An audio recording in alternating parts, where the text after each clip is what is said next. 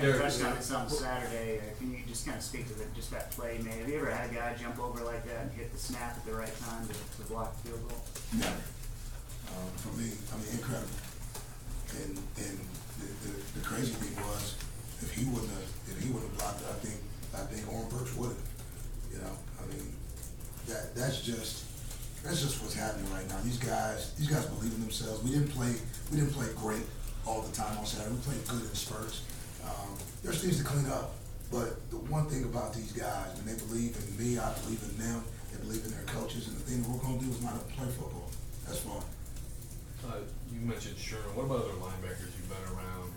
Anyone in the past years that brings him to mind? It's sort of hard. I had some good ones at Stanford: Shane Skull, Trent Murphy, Chance Thomas, Blake Martinez. All those guys are going to the NFL. What I can say is, in terms of guys that I've seen, he's probably very, very similar to E.J. Henderson. E.J. was more explosive, and I didn't coach E.J. I mean, when I worked in Minnesota, just seeing E.J. along with Chad Greenway every day, and those were two pretty good linebackers, when you watch, and what E.J. did was ridiculous. I saw E.J. go sideline to sideline. I saw E.J. make plays like that, except E.J. was bigger, more physical, just in terms of stature and presence. But his impact on games is very similar for us.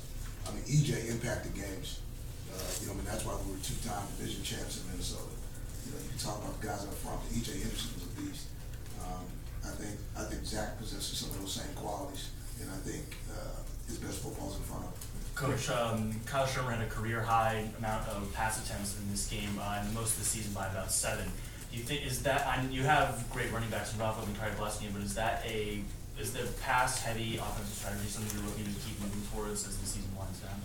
We told you at the beginning of the year when we looked at and who we were, we wanted to have diversity in what we did.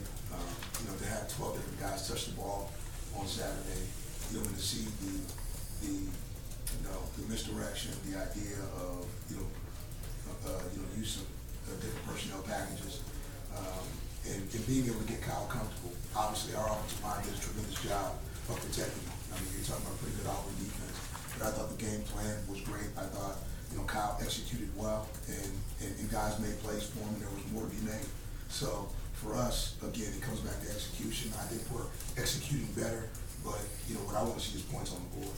What we all want to see is points on the board. If we're scoring points and lighting up the scoreboard, I think we all like what can happen on the other side of that. With Ralph, he's been playing with the ankle. I guess it's the same one that's been taped for 4 or 5 weeks now. Are you at the point where, first, is that the same one that keeps happening? And are you at the point now where, after the bye week, if he's not healed, you just kind of accept that's what he's going to be going forward? I think anytime you have a player who has an injury, and they work through it. But this is that time of year where nobody's 100%. Ralph right now, and I watched him run today. He didn't look any different, today than he did, 3 weeks ago. I just think for him, I mean, it's been a process where mentally, he's pushed himself through, and now what you're starting to see, or what I'm starting to see, is he's getting through the other side. Healing takes a while, but I think he understands his body's part of his job.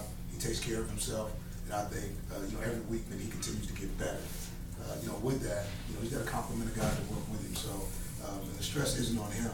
Okay, we just need to make sure that we keep him healthy and that, he's functional and that he can play the way he wants to play. Missouri offensively does not give up a whole lot of sacks. So to beat that pass, is it about coverage? What do you have to do to hold down that passing game? I think it's a combination of both. The ball comes out fast.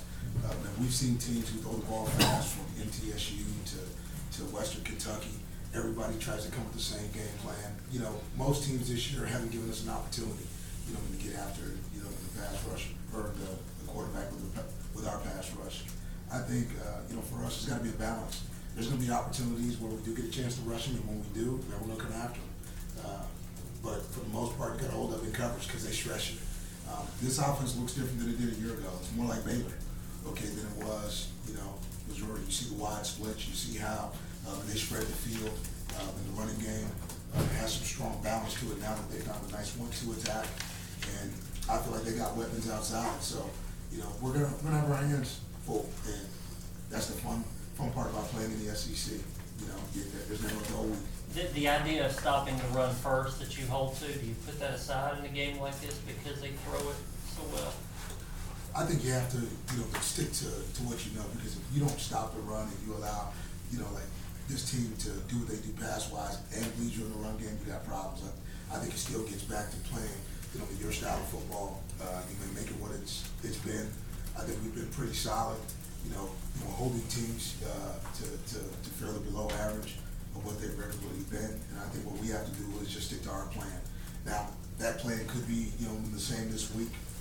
Barry, if you're watching, which I know you probably are, it's not gonna be the same. So hopefully when we line up, man, we give you something a little different. But in the end, we're gonna have a nice plan, for these guys, and we'll play well. One more question. If we hadn't seen Crooks or Bowden in a while, we get one where we might see those guys again this year. And we'll see. Every week's a journey. I take it one day at a time, 1 week at a time. And when I know something definitive, then I'll tell you. Right now, I'm just waiting on guys to get healthy. Thanks, man. Thank you. Appreciate it. You got it.